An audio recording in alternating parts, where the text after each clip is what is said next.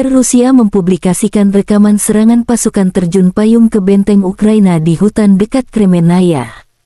Setelah persiapan artileri, prajurit terjun payung Rusia menyerbu parit pertahanan musuh. Terjadi kontak senjata sebelum pasukan Rusia menaklukkan musuh. Beberapa prajurit Ukraina ditawan, demikian pernyataan Kementerian Pertahanan Rusia pada tanggal 2 Mei.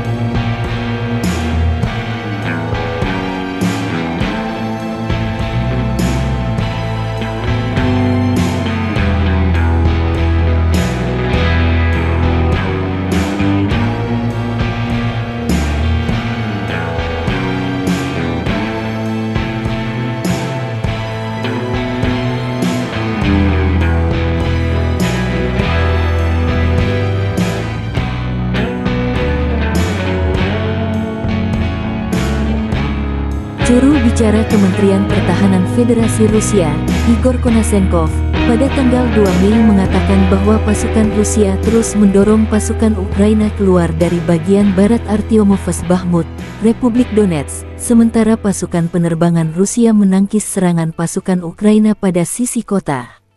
Pasukan Rusia menghancurkan hingga 60 tentara Ukraina dan gudang amunisi di arah Kupiansk, Ukraina Timur.